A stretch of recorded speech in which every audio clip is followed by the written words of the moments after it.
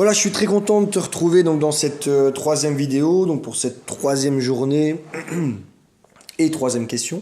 Donc après avoir répondu au pourquoi, au quoi, donc ça c'était dans les deux précédentes vidéos, on va aujourd'hui discuter du comment. Et donc quand je dis le comment, c'est ok, enfin le comment peut être vu à différents niveaux. Le comment, en fait, tu dois y répondre tout d'abord sur comment je vais concrètement devenir entrepreneur. Ce que je veux dire par là, c'est que tu as différentes possibilités. Hein. Soit tu peux,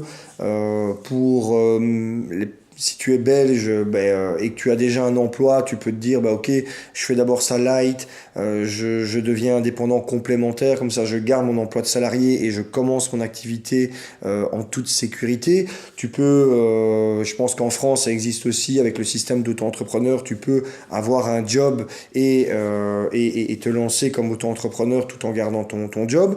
Tu peux très bien te dire, non, voilà, moi alors, soit parce que j'ai pas d'emploi actuellement, soit parce que de toute façon j'ai vraiment cette motivation et cette envie et cette capacité de quitter mon job et de démarrer directement comme indépendant, à ce moment-là de dire ok, je deviens indépendant complet ou je deviens auto-entrepreneur mais je ne fais plus que ça.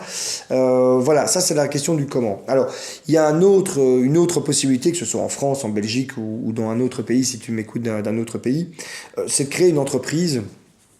Alors en Belgique ce sera une SPRL la majorité du temps, en France ce sera, ou Luxembourg ce sera par exemple une SARL ou une SASU, donc une SASU.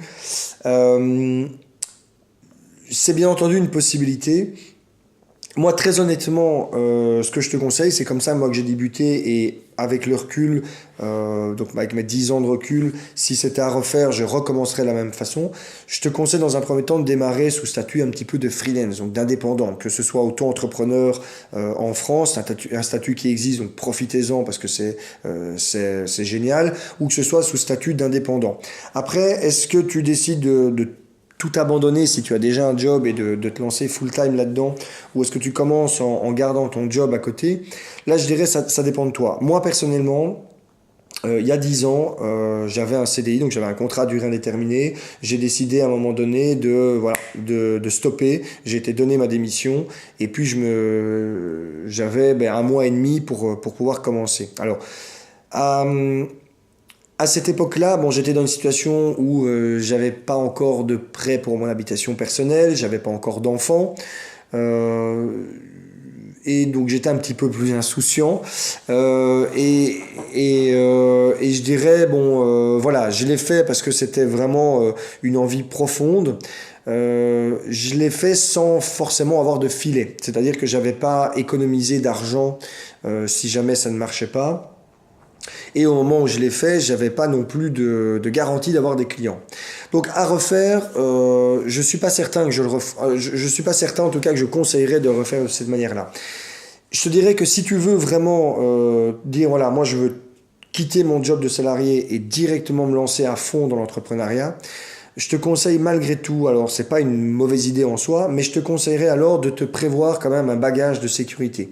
C'est-à-dire de faire en sorte, avant de donner ta démission, d'avoir sur un compte épargne de quoi tenir financièrement, si possible 3 mois, minimum 2 mois. C'est-à-dire de faire en sorte que si jamais tu n'arrives pas à obtenir directement des clients et donc à facturer directement des clients, que tu aies de quoi tenir financièrement 3 mois, c'est l'idéal, ou plus, bien entendu, mais 3 mois en tout cas dans un premier temps. Et si vraiment tu n'as pas 3 mois, ou tu veux pas attendre d'économiser pour 3 mois, d'avoir 2 mois derrière toi.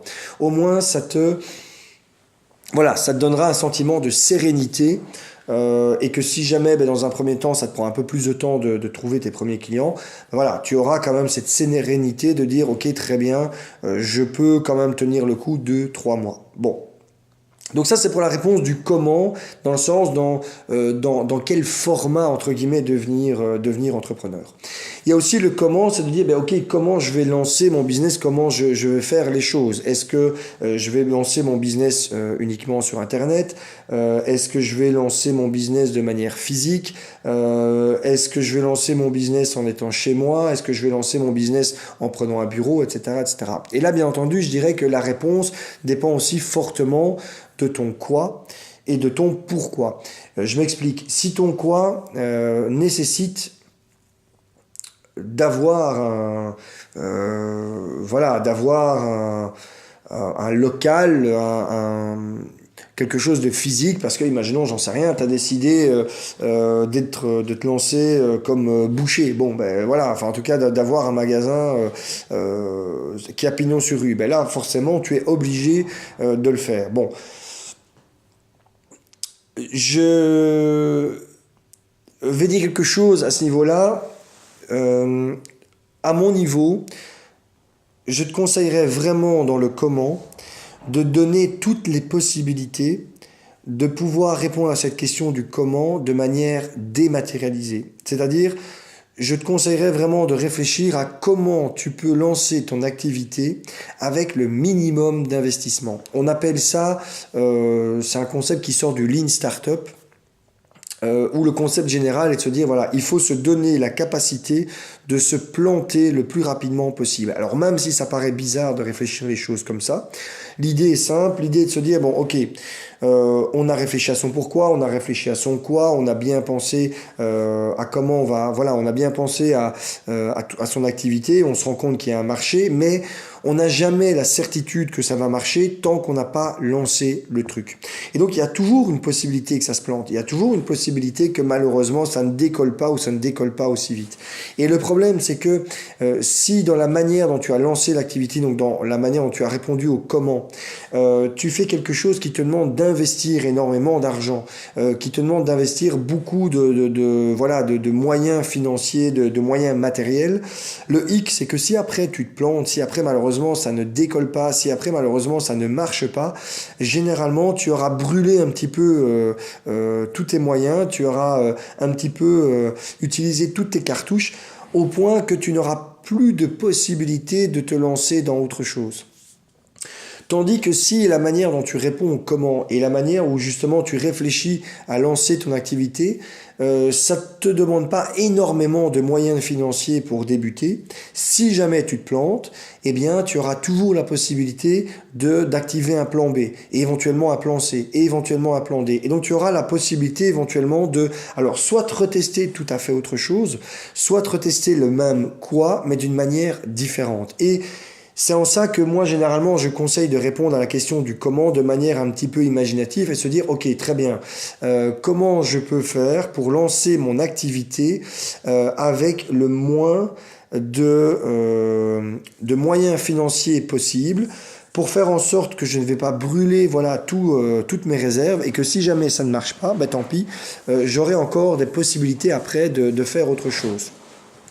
Typiquement, ça veut dire qu'il faut essayer de dématérialiser ton activité. Ça veut dire quoi? Ben, ça veut dire que tu dois essayer de faire en sorte que ton activité puisse fonctionner, par exemple, sans devoir investir énormément dans du matériel. C'est par exemple, de ne pas devoir lancer une activité avec un local physique. Voilà. Et donc, voilà, imaginons, tu veux devenir coiffeur, mais tu es déjà coiffeur, mais tu travailles pour quelqu'un, tu as envie de te lancer comme complémentaire, enfin voilà, comme entrepreneur, essayer de réfléchir peut-être à une possibilité de dire, tiens, je vais peut-être commencer par me créer une clientèle en étant coiffeur à domicile ou en étant coiffeur en entreprise. Et donc, c'est-à-dire que mon activité, je vais la dématérialiser complètement, c'est-à-dire en dehors de mon matériel de coiffeur, mais matériel un peu itinérant, hein, donc voilà, j'ai pas besoin d'acheter j'ai pas besoin de louer un bâtiment, j'ai pas besoin d'acheter tous les sièges, les machins, etc. La seule chose que j'ai besoin, c'est un petit peu ma petite trousse de coiffeur, quoi. Pareil, imaginons, j'en sais rien, tu veux devenir toiletteur pour chien, pareil, fais-le à domicile plutôt que au domicile des clients, plutôt que d'investir dans énormément de matériel. tu veux te lancer dans la vente de n'importe quelle chose, ben, pense peut-être au départ à le faire de manière en e-commerce ou éventuellement à créer des partenariats avec des boutiques qui existent déjà en leur disant ben voilà, je viens déposer les trucs que je vends chez vous, et bien entendu vous avez une com, mais ça te permet voilà, de lancer les choses sans prendre trop de risques. Alors bien entendu, si tu es dans le métier de service, c'est plus simple. Dans d'autres métiers, ça demande quelquefois un peu plus d'imagination, mais c'est pour ça que je te conseille voilà, vraiment de te creuser l'esprit sur cette question du comment pour réussir à trouver une réponse un petit peu voilà, à faire preuve d'imagination dans la réponse que tu vas trouver à cette question du comment, pour faire en sorte de limiter au maximum les risques. Voilà, donc réfléchis maintenant à cette question du comment, enfin je dirais à cette double question du comment. Moi je t'ai donné un petit peu mes recommandations par rapport à ça, maintenant à toi de voir aussi bien entendu par rapport à ton quoi. Et puis ben, n'hésite pas donc demain à me partager un petit peu cette réponse du comment. Et comme ça, ben, si je peux t'aider à y répondre, ce sera avec grand plaisir. Voilà, je te remercie pour ton attention et je te dis à demain pour la prochaine vidéo, la prochaine question.